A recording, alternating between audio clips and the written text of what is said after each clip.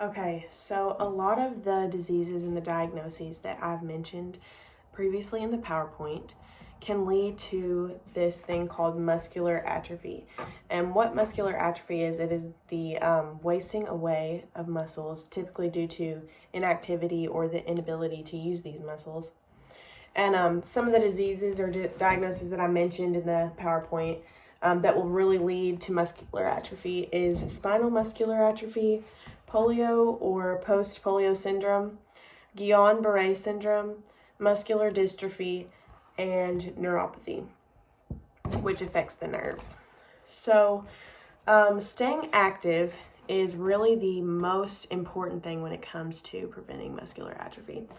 But you don't have to, overexert yourself or go out for a jog or do anything super intense. Staying active can really just include basic ADLs, such as small movements, such as walking to the mailbox. Don't overexert, and make sure exercises can be graded for progress. So really just depending on the client and what their range of ability is, that's how you will know what exercises to use for them. Doing daily ADLs such as grooming can also keep clients active. So really just daily routines can keep clients staying active, just as long as they're not sedentary for like a long period of time.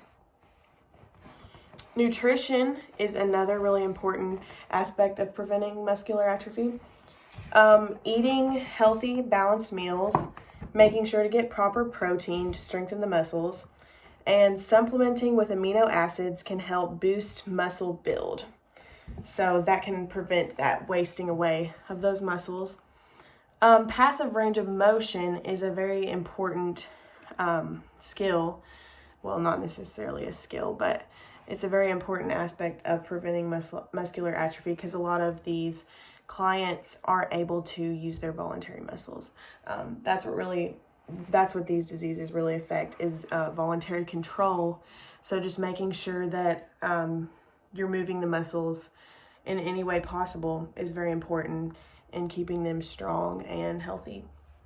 Passive range of motion is needed when voluntary muscle control is limited, which I just mentioned, and always make sure to avoid causing pain when using passive range of motion.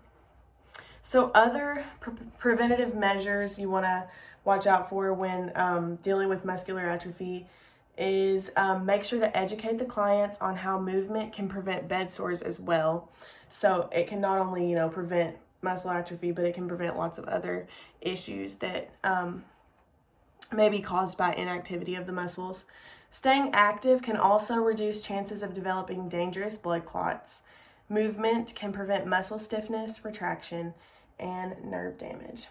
So that's a little bit about preventing muscle atrophy.